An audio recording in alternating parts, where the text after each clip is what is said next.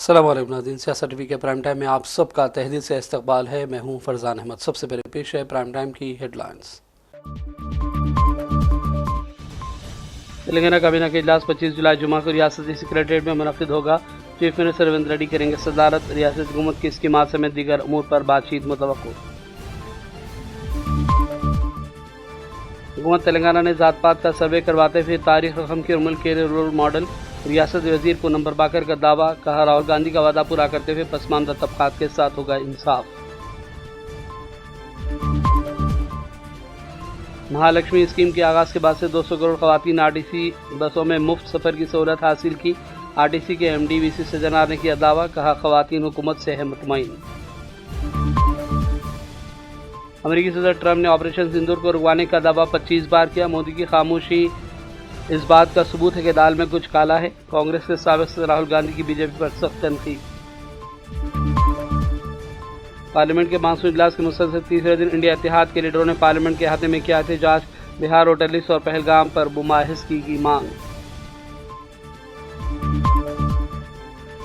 मोदी राज में खरपति दोस्तों के 12 लाख करोड़ रुपए कर्जे माफ। ट्रंप के मामले पर भी मोदी हैं खामोश। खड़गे की जबरदस्त तनकीद। और गजा में फौरी जंगबंदी करवाई जाए। इस्लामी ताउन तंजीम ने आलमी बरादरी से किया मुतालबा। ताज़ा हमलों में 10 फ़लस्तीनी लुक़्मा अजल। हेडलाइंस आपने देखी और पेश खबरों की तफसीलात शुरुआत करेंगे अहम खबरों से। तेलंगाना काबीना का इजलास 25 जुलाई जुमा को रियासती सेक्रेटरीट में मुनक़िद होगा। चीफ मिनिस्टर रेवंत रेड्डी काबीना इजलास की सदारत करेंगे। इमकान के रियासती हुकूमत की स्कीमात और दीगर हुकूमती इक़दामात पर इस इजलास में तफसीली तबादला ख्याल होगा। शाम 4 बजे तेलंगाना काबीना के इजलास का वक्त मुकर्रर किया गया है। तेलंगाना हुकूमत ने ज़ात पात का सर्वे करवाते हुए तारीख रकम की और मुल्क के लिए रोल मॉडल रियासत बन गई। रियासती वजीर पूनम प्रभाकर ने यह दावा किया। उन्होंने भी कहा कि कांग्रेस अपने वादों को पूरा कर रही है और राहुल गांधी के वादे के मुताबिक पसमानदा तबकात के साथ इंसाफ किया जा रहा है। देश में राहुल गांधी जी जब भारत जोड़ो यात्रा करते वक्त जो पहचाना, इस देश में सही तरीका से जितने आबादी उतने हिस्सेदारी नहीं चल रहा है, तो कैश सर्वे करने के लिए, कैश सेंसस के लिए डिमांड किया। देश में पहली प्रदेश तेलंगाना ने ये करके दिखाया। ये रोल मॉडल बन गया। अभी गवर्नमेंट ऑफ इंडिया भी कैश सेंसस करने के लिए फैसला किया है। इस बीच में तेलंगाना सरकार की रोल मॉडल लेके राहुल गांधी और BC department all over India की एआईसीसी का एक बीसी एडवाइजरी कमेटी बनाई ओबीसी का। वो एडवाइजरी काउंसिल परसों बेंगलुरु में मीटिंग हुआ। उसके बाद 25 तारीख दिल्ली में बीसी डेलीगेट्स रिप्रेजेंटेटिव्स के जरिए एक ऑल ओवर इंडिया का कन्वेंशन हो रहा है। वहां से फिर एक रोड मैप बना के आने वाला दिन में पूरा प्रदेशों में घूम के बीसी लीडरशिप का एनकरेजमेंट करना है और उसका शेयर के लिए लगातार लगे रहना और बीसीसी का empowerment in all fields, not only political, सब में करने के लिए अवेयरनेस का प्रोग्राम बनाया और कांग्रेस पार्टी इसका चैंपियन है। राहुल गांधी इसका चैंपियन है। राहुल गांधी का नेतृत्व में आने वाला दिन में जरूर ओबीसी के लिए न्याय मिलेगा। ये राहुल गांधी न्याय योद्धा है, न्याय के लिए लड़ने वाला न्याय योद्धा होता है और राहुल गांधी के लिए हम धन्यवाद all over India backward class की तरफ से धन्यवाद करते हैं। कांग्रेस एमएलसी ए दयाकर ने दावा किया कि रेवंत रेड्डी हुकूमत तमाम महाजों पर कामयाब है। उन्होंने भी कहा कि हुकूमत चाहे तो बीआरएस लीडरों की जबान बंद कराई जा सकती है, लेकिन हम ऐसा होने नहीं देंगे। हर एक को तनकीद का हक हासिल है, लेकिन बीआरएस लीडरान सिर्फ तनकीदों में ही लगे हुए हैं। పోలీస్ శాఖ నిర్వీర్యమైపోతున్నది. పోలీస్ శాఖ నిర్వీర్యం కాదు, మీ మీద జాలి. నిజంగా చెప్తున్నా, మీకు నాయకుడే లేని స్థితి ఉంటుండే రేవంత్ రెడ్డి గారు తలుచుకుంటే. ఒక్కడు బయట ఉండేటోడు కాదు మీరు చేసిన పనులకు. నలుగురికి నలుగురు జైల్లో ఉంటే మీకు నాయకత్వమే లేక దిక్కులేని పక్షులై తిరుగుతుండ్రు. జైలు పక్షుల పంచన చేరి దిక్కులేని పక్షుల్లాగా ఉండాల్సిన పరిస్థితి ఉండే। साबिक़ रियासती वज़ीर हरीश राव ने इल्ज़ाम लगाया कि जो चावल हुकूमत फराहम कर रही है वो पॉलिश किए हुए हैं और 50% चावलों में जरासीम पाए जा रहे हैं। अवाम इसकी मुसलसल शिकायत कर रहे हैं। उन्होंने रियासती हुकूमत से मुतालबा किया कि मेयारी चावल की फराहमी को यकीनी बनाने के लिए तमाम तर इक़दामात किए जाएँ। అదేవిధంగా మంత్రి గారి దృష్టికి ఒక చిన్న విజ్ఞప్తి ఏంటంటే, మొన్న కేంద్ర ప్రభుత్వ సూచన మేరకు 3 నెలల బియ్యం ఒకసారి ఇచ్చారు. అంటే మా జిల్లాకు వచ్చిన బియ్యం ఏంటంటే నిజామాబాద్ జిల్లా నుంచి ఏదో వచ్చినాయట. నేను చాలామంది ఇళ్లలో కూడా అడిగాను, రేషన్ షాప్లో వెళ్ళినప్పుడు కూడా చూశాను. ఆ బియ్యం దాదాపు 40 నుంచి 50% నూకలు వచ్చినాయి. ఒక గింజ ఉడికితే ఇంకో గింజ ఉడుకుతలేదు. బియ్యం బాగా నూకలు వచ్చినాయి, ఇబ్బంది అవుతుంది. అవి దొడ్డు బియ్యాన్ని పాలిష్ చేసి పంపినట్టుగా అనిపిస్తూ ఉందని ప్రజల నుంచి చాలా కంప్లైంట్స్ వస్తున్నాయి. నేను చెప్పినాను కూడా కాదు, మీరు కూడా వెరిఫై చేసుకోండి. మీరు ఇండిపెండెంట్గా మీ ఆఫీసర్లతోని మీ సమాచారాన్ని సేకరించండి. మొదట్లో तेलंगाना आरटीसी में मुफ्त सफ़र की सहूलत के जरिए कांग्रेस हुकूमत ने मुल्क में मिसाली कारनामा अंजाम दिया। आरटीसी के एमडी वीसी सज्जनार ने यह दावा किया और कहा कि महालक्ष्मी स्कीम के आगाज़ के बाद से 200 करोड़ खवातीन आरटीसी में मुफ्त सफ़र की सहूलत हासिल की है। उन्होंने कहा कि आरटीसी को खसारे से बचाने के लिए हुकूमत मुफ्त सफ़र का मुआवजा दे रही है। उन्होंने भी कहा कि आरटीसी मुलाजिमीन की भलाई के लिए भी तमाम तर इक़दाम किए जा रहे हैं। Today is an historical day because TJSRTC and Telangana government has completed 200 crores of free rides to women, girls and transgenders. December 9th, 2023, Honorable Chief Minister of Telangana, Sri Revanth Reddy Garu, and Telangana government launched this historical scheme which only gave a lot of development opportunities to the public transport and also to TJSRTC. From there, today we have completed almost 200 crores of free rides. And government also has been very, very supportive. It has almost the families and especially ladies have saved almost 6,680 crores of amount. We also have got equally the same amount of reimbursement from the Telangana government, which has helped us in development of the corporation and also in giving back the old arrears of employees. Employees have played a very, very big role in this implementation, especially the drivers, conductors and the depot managers and other staff. Because earlier we had the occupancy ratio of almost only 67%. Now we have almost reached 100%. The percentage of women which used to travel in our buses was 40%. Today we have touched about 67%. There is a severe stress on my assets as well as on the employees. But however, because of their motivation, because of their commitment, hard work and discipline, they rose up to the occasion and got this scheme implemented successfully. I take this opportunity on behalf of the entire TJSRTC management to thank the Telangana government, the Honorable Chief Minister of Telangana, Sri Revanth Reddy, Deputy Chief Minister Sri Bhatti, and also the Honorable Minister for Transport and BC Welfare Sri Pranam Prabhakar, and also our Chief Secretary Ramakrishna Rao, and our Finance Secretary Sandeep Sultania, and our Special Chief Secretary Vikas Raj, and our earlier Secretary Sri Srinivas Raju for their excellent support. Because of their excellent support, we could get the reimbursement, and also we could ensure the successful implementation of this Mahalakshmi scheme.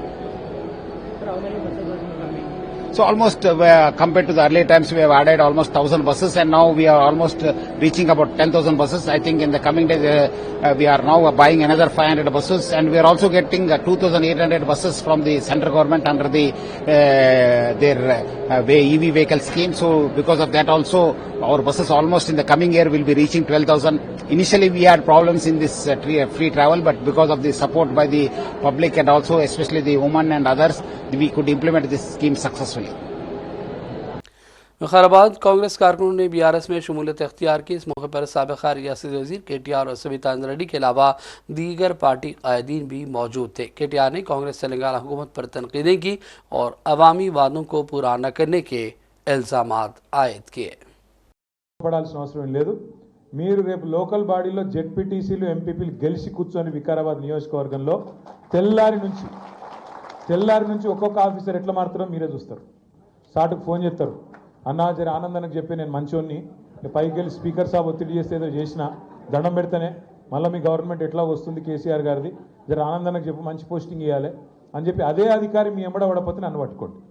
Anil కూడా నేను చెప్పేది ఏంటంటే ఒకటే మందు, ఎగతాకు ఆలోచించేది ఏం లేదు అనిల్, ఒక్కటే ఒక్క మందు। మనకెంత శక్తి ఉందో, మనకెంత సత్తా ఉందో, ప్రజల్లో ఎంత కోపం ఉందో దాన్ని కనుక నువ్వు మలచగలిగితే, మీ మండలంలో మీ టీం మలచగలిగితే, మన అభ్యర్థి ఎవరు నిలబడ్డా ఆ కారు గుర్తు కోటేసే విధంగా కనుక మీరు గట్టిగా పనిచేస్తే అన్నిటికీ సర్వరోగ నివారణ జిందా తిలిస్మాత్ అన్నట్టు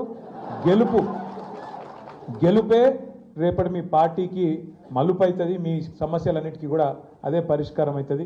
ఒక అనిల్కే కాదు, నేను చెప్పే ఈ మాట మనందరికీ కూడా వర్తిస్తుందని చెప్పి నేను విజ్ఞప్తి చేస్తా ఉన్నాను। అట్లాగే మా తమ్ముడు శ్రీకాంత్ రెడ్డి గారు కొద్దిగా బాధపడ్డాడు, మా మరపల్లి అధ్యక్షుడు ఏమన్నాడు, అన్న మరి ఇదివరకు ఏం చేసినాం ఏం చేయలేదని పక్క పెడదాం కానీ పని చేసుకుంటూ పోదాం, గట్టిగా నడుద్దాం అని మాట్లాడండి। సంతోషం శ్రీకాంత్. కాకపోతే ఒకటి మాత్రం వాస్తవం, మీరు అన్నది కూడా వాస్తవం, నేను కూడా ఒప్పుకుంటా. గత 10 ఏళ్ళు ఒక తపస్సులాగా, ఒక దీక్షలాగా రాష్ట్రం కోసం పనిచేసినాం. ప్రభుత్వంలో ఉన్నాం కదా, బాధ్యత పెరిగింది కదా, ప్రజలు మనకు ఆశీర్వాదం ఇచ్చారు కదా, మన రైతు బాగుండాలి, మన రాష్ట్రంలో మహిళలు బాగుండాలి, మన రాష్ట్రంలో మన పిల్లలు బాగుండాలి, మన గిరిజనులు బాగుండాలి, దళితులు బాగుండాలని చెప్పి ఒక తపస్సులాగా కేసీఆర్ గారి నాయకత్వంలో ప్రభుత్వం దిక్కే ఎక్కువ పని చేసినాం. 10% కూడా మనం పార్టీ దిక్కు పని చేయలే వాస్తవానికి. కానీ మీ అందరికి నేను మాటిస్తున్నా, ఈసారి అట్లుండదు. బరాబర్ అటు పార్టీని ఇటు ప్రభుత్వాన్ని రెండింటిని మిమ్మల్ని కళ్ళల్లో ఒత్తులేసుకొని మిమ్మల్ని కాపాడుకుంటూ బ్రహ్మాండంగా మీకు న్యాయం చేస్తాం, రాష్ట్రానికి న్యాయం చేస్తాం. ఇది మా అందరికీ ఇప్పటికే ఆ ఎహసాస్ వచ్చింది. తప్పకుండా న్యాయం జరుగుతుందనే మాట కూడా మా తమ్ముడు శ్రీకాంత్ రెడ్డి అయితే చెప్పిండు, దానికి సమాధానంగా నేను చెప్తా ఉన్నా. ఇక మా మల్లేష్ అన్న 25,000 ఓట్ల మేడాడుతో గెలుస్తామన్నాడు. నేను మొన్న ఆడ అమెరికాలో చెప్పినప్పుడు మళ్ళీ చెప్తున్నా, అదేదో సినిమాలో అల్లు అర్జున్ చెప్పిండు. तेलंगाना हाईकोर्ट ने एयर इंडिया को हिदायत दी कि वह हैदराबाद जिला सारिफिन कमीशन की जानिब से जारी करदा फैसले पर अमलावरी करे, जिसके तहत कंपनी को मुसाफिरों की खदमात में कोताही की वजह से 12,80,000 रुपये में 12% रकम अदा करने का हुक्म दिया गया है। सुंदर लाहौती और दीगर 32 अफराद ने हाईकोर्ट में दरख्वास्त दाखिल की और दरख्वास्त गुजारों के वकील दीपक मिश्रा ने अदालत को बताया कि एयर इंडिया की परवाज़ मनसूख होने की वजह से मुसाफिरों को शदीद माली और ज़ाती नुकसान हुआ। वापसी की टिकटें, होटल बुकिंग सब मनसूख हो गई, जिसकी वजह से भारी नुकसान हुआ। इस नुकसान के इजाले के लिए मुतासिर ने जिला सारिफिन कमीशन से रुजू किया था, जिसने कंपनी को हर्जाना अदा करने का हुक्म दिया है। चीफ मिनिस्टर रेवंत रेड्डी से Telangana assembly media advisory committee के अरकान ने हैदराबाद के जुबली हिल्स में वाक़ उनकी रिहाइशगाह पर गैर सगारी मुलाकात की। चीफ मिनिस्टर कमेटी के अरकान जिनमें मोहम्मद नईम वजाहत, सीनियर सहाफ़ी, रोज़नामा सियासत और दीगर भी शामिल थे, इनका गर्मजोशी से खैर मकदम किया और हुकूमत और मीडिया के दरमियान ताल्लुकात को मजबूत बनाने में उनके किरदार की सताइश की। मुलाकात के दौरान कई अहम मौज़ूआत पर तबादला ख्याल हुआ, जिनमें मीडिया में शफाफियत, जिम्मेदाराना सहाफ़त, हुकूमत और ज़राए इब्लाग के दरमियान बेहतर राब्ता और अवाम तक काबिल एतबार मालूमात की मौसर रसाई जैसे उमूर भी शामिल थे। हैदराबाद में मुसलसल होने वाली बारिश की वजह से शहर के दोनों आबी ज़खायर को पानी फराहम करने वाले मूसा और ईसा नदियाँ भी तेज़ी से बह रही हैं। इसके साथ जुमा आबी ज़खायर में पानी की सतह पहले ही मुकम्मल सतह पर पहुँच गई। इस तनाज़ुर में मुतल्लिक़ा हुक्काम ने कहा कि नशेबी इलाकों में पानी छोड़े जाने का इम्कान है। उन्होंने आबी ज़खायर के करीब रहने वालों को चौकस रहने का मशवरा दिया। कहा जा रहा है कि अगर मुसलसल बारिश हुई तो मूसा नदी में पानी का बहाव मज़ीद बढ़ जाएगा। याद रहे कि मंगल की रात से हैदराबाद में बारिश का सिलसिला वक्फे वक्फे से जारी है। शदीद बारिश की वजह से मौसम किसी कदर ठंडा हुआ। तेलंगाना के मुख्तलिफ अजला में जुमा 25 जुलाई तक मूसलाधार बारिश की पेशकयासी की गई है। अगले 3 दिनों के लिए येलो अलर्ट भी जारी किया गया। हेडर कमिश्नर वी रंगनाथ ने बारिश से मुतासरा इलाकों का दौरा किया और मिट्टी अपनी निगरानी में साफ करवाई। इसके बाद रास्तों में ट्रैफिक के मामूलात को बहाल करवाया गया। हफीज़पेट, आदित्य नगर और दीगर इलाकों का हेडा टीम ने दौरा किया और बारिश से मुतासरा इलाकों की सूरत हाल को बेहतर बनाने की हिदायत दी है। गांजे के ज़ेर असर एक नौजवान मूसापेट इलाके में एक चलती कार के बोनट पर चढ़ गया और इस दौरान कार में मौजूद अरकान ख़ानदान फ़िक्रमंद देखे गए। ताहम कुछ देर बाद वहां मौजूद मुकामी नौजवानों ने मदद की और इस नौजवान को कार पर से महफूज तौर पर उतार लिया। और बढ़ते हैं चंद अहम कौमी और आलमी खबरों की जानिब। कांग्रेस के साबिक़ सदर राहुल गांधी ने कहा कि अमरीकी सदर ट्रंप ने ऑपरेशन सिंदूर रुकवाने का दावा 25 बार किया, लेकिन वज़ीर-ए-आज़म मोदी की खामोशी इस बात का सबूत है कि दाल में कुछ काला है। राहुल ने इल्ज़ाम लगाया कि मोदी हुकूमत ने मुल्क की ख़ारजा पॉलिसी को तबाह कर दिया है। कांग्रेस के साबिक़ सदर ने पार्लियामेंट हाउस के आते में मीडिया से बातचीत की और कहा कि पूरी दुनिया जानती है कि ट्रंप ने जंगबंदी करवाई। हम दिफाई मसाइल, दिफाई सनत और ऑपरेशन सिंदूर के हवाले से बहस चाहते हैं। हालात ठीक नहीं है और ये बात पूरा मुल्क जानता है। आइए देखते हैं राहुल गांधी का ये बयान। How can prime minister give a statement? क्या प्राइम मिनिस्टर क्या बोलेंगे कि ट्रंप ने करवाया है? बोल नहीं सकते हैं, बट सच्चाई है ट्रंप ने सीज फायर करवाया है, पूरी दुनिया जानती है। रियलिटी है, रियलिटी से छुपा तो नहीं जा सकता है। तो और ये सिर्फ सीज फायर की बात नहीं है, बहुत बड़े प्रॉब्लम्स हैं जो हम डिस्कस करना चाहते हैं। डिफेंस के प्रॉब्लम्स हैं, डिफेंस इंडस्ट्री के प्रॉब्लम्स हैं, ऑपरेशन सिंदूर के प्रॉब्लम्स हैं। हालात अच्छी नहीं है, पूरा देश जानता है। जो अपने आप को देशभक्त कहते हैं वो भग गए, राइट? प्राइम मिनिस्टर एक स्टेटमेंट नहीं दे पा रहे हैं। ट्रंप ने कितनी बार बोला है? 25 बार बोला है। ट्रंप ने 25 बार बोला है कि मैंने सीज फायर करवाया। ट्रंप कौन होता है सीज फायर कराने का? उसका काम थोड़ी है। मगर प्रधानमंत्री ने एक बार जवाब नहीं दिया। सच्चाई है, छुप नहीं सकते। सर कोई डेट्स गवर्नमेंट की तरफ से दिए गए? नहीं, देखो डिस्कशन तो होगा, डिस्कशन एक्सेप्ट किया है, पता नहीं कब करेंगे। उन्होंने कहा है कि प्राइम मिनिस्टर के वापस आने से करेंगे, तो वो तो डिस्कशन होगा। अब जो डिमांड थी कि पीएम ही जवाब दे, तो उस पे क्या देंगे? लगता है बट पीएम का जवाब तो चल रहा है ना, ऑनगोइंग जवाब है। आप कह रहे हो कि ऑपरेशन सिंदूर ऑनगोइंग है और फिर आप कह रहे हो विक्ट्री हो गई, या विक्ट्री हो गई या सिंदूर ऑनगोइंग है। और दूसरी साइड से ट्रंप कह रहा है कि भैया सिंदूर को मैंने बंद किया, सिंदूर को मैंने बंद किया, 25 बार बोला है। तो कुछ ना कुछ तो दाल में काला है ना। सर फॉरेन पॉलिसी आपको नहीं लगता, क्योंकि फॉरेन पॉलिसी आपको नहीं लगता सर, क्योंकि हमारे यहाँ जब हम ये बात पूरे वर्ल्ड में रखने गए, फोरम पे गए, कई जो देश है उनको गिनती पे गिना जा सकता जो हमारे साथ आए, लेकिन नहीं, गिनती पे भी नहीं गिना जा सकता। किसने सपोर्ट किया? किसी ने भी। हमारी फॉरेन पॉलिसी की इन्होंने धज्जियां उड़ा दी हैं, किसी ने हमें सपोर्ट नहीं किया, किसी ने नहीं किया। Thank you. That is a second. That is another issue, which is as important.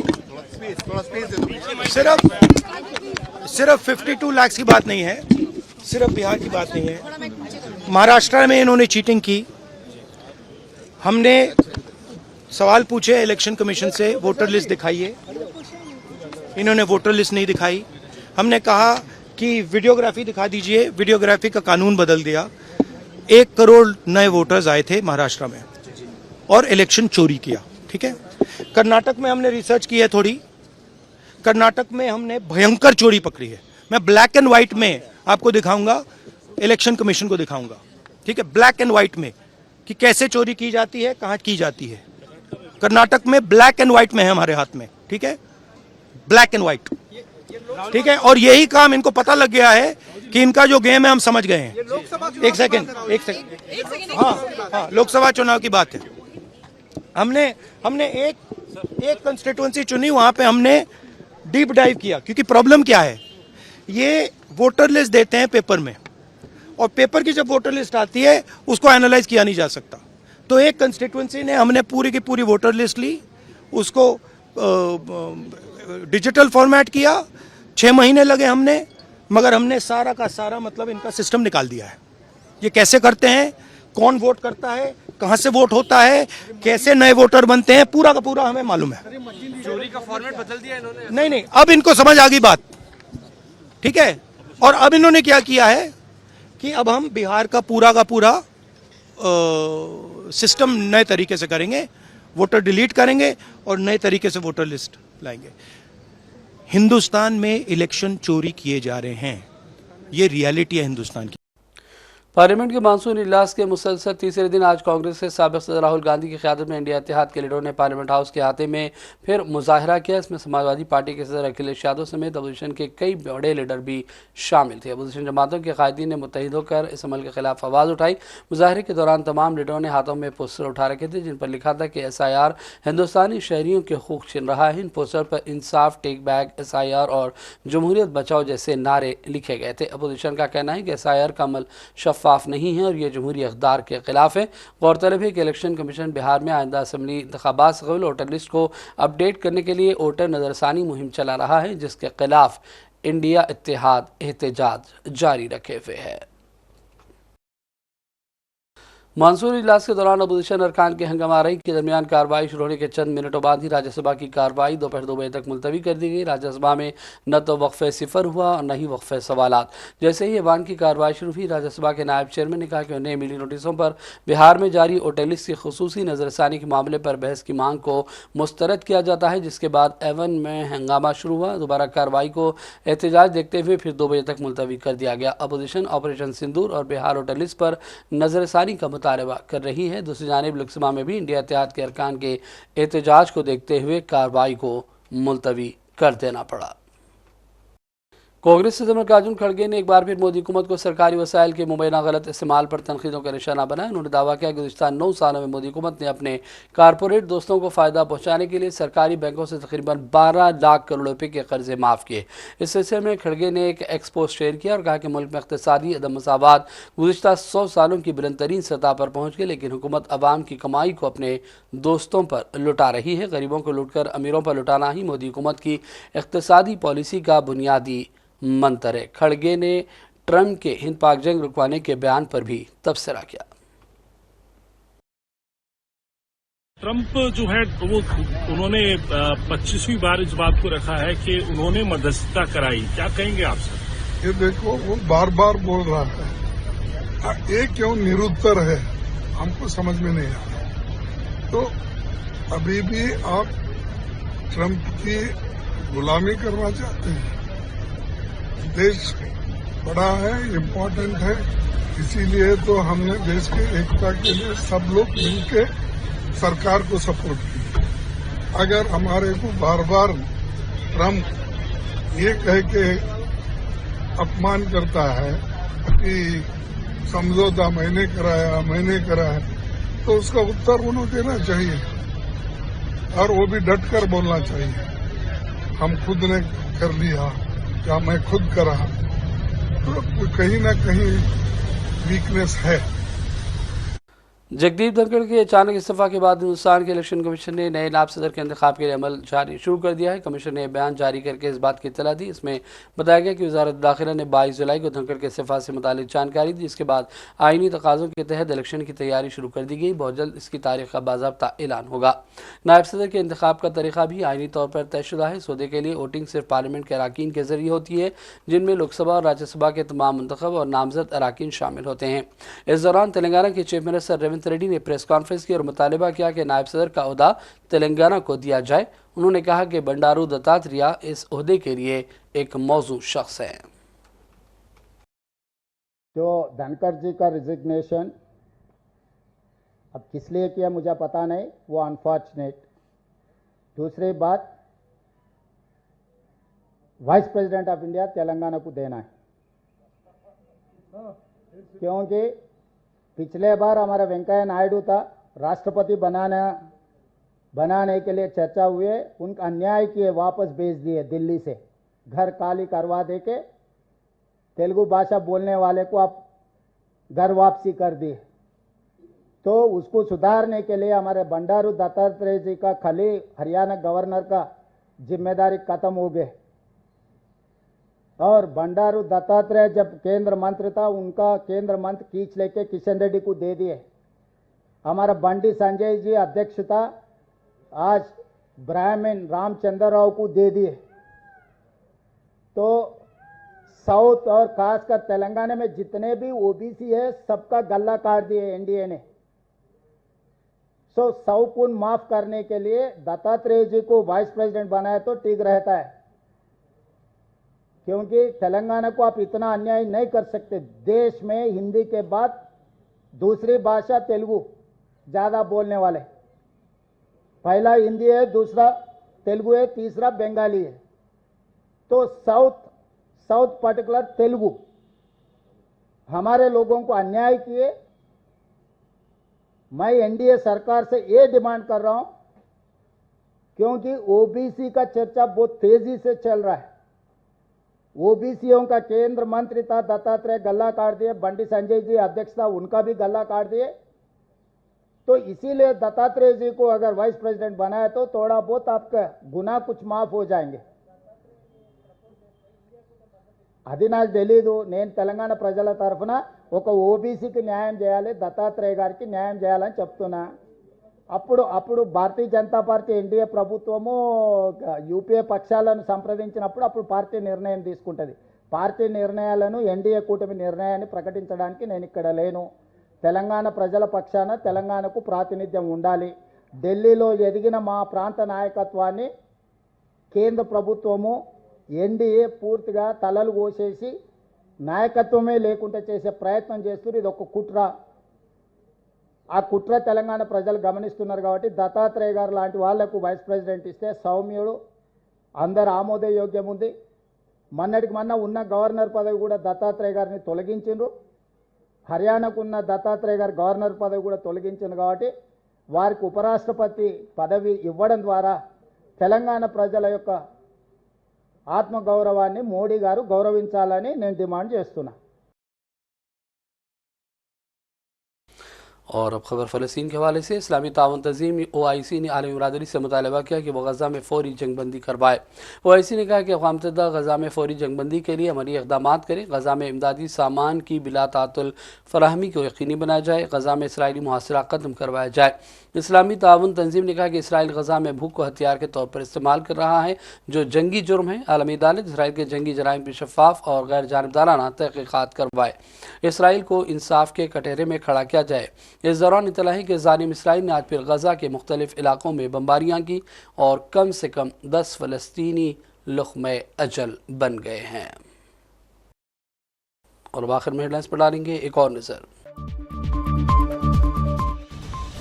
Telangana काबीना का इजलास 25 जुलाई जुमा को रियासती सेक्रेटरीट में मुनक़िद होगा। चीफ मिनिस्टर रेवंत रेड्डी करेंगे सदारत। रियासती हुकूमत की स्कीमात समेत दीगर अमूर पर बातचीत मुतवक्को। हुकूमत तेलंगाना ने ज़ात पात का सर्वे करवाते हुए तारीख रकम के मुल्क के रोल मॉडल रियासत वज़ीर को नंबर बाकर का दावा। कहा राहुल गांधी का वादा पूरा करते हुए पसमानदा तबक़ात के साथ होगा इंसाफ। महालक्ष्मी स्कीम के आगाज़ के बाद से 200 करोड़ ख़वातीन RTC बसों में मुफ्त सफ़र की सहूलत हासिल की। RTC के MD VC सजनार ने किया दावा। कहा ख़वातीन हुकूमत से है मुतमईन। अमेरिकी सदर ट्रंप ने ऑपरेशन सिंदूर को रुकवाने का दावा 25 बार किया। मोदी की खामोशी इस बात का सबूत है कि दाल में कुछ काला है। कांग्रेस के साबिक़ सदर राहुल गांधी की बीजेपी पर सख्त तनकीद। पार्लियामेंट के मानसून इजलास के मुसलसल तीसरे दिन इंडिया इत्तेहाद के लीडरों ने पार्लियामेंट के अहाते में किया एहतजाज। बिहार होटलिस और पहलगाम पर मुमाहिज़गी की मांग। मोदी राज में खरपति दोस्तों के 12 लाख करोड़ रुपए कर्जे माफ। ट्रंप के मामले पर भी मोदी हैं खामोश। खड़गे की जबरदस्त तनकीद। और गजा में फौरी जंगबंदी करवाई जाए। इस्लामी ताउन तंजीम ने आलमी बरादरी से किया मुतालबा। ताज़ा हमलों में 10 फ़लस्तीनी लुक़्मे अजल। प्राइम टाइम का सिलसिला फ़िलहाल यहीं ख़त्म करते हैं। मोहम्मद फरजान अहमद को पूरी टीम के साथ इजाज़त दें। देखते रहिए सियासत TV। अल्लाह हाफ़िज़।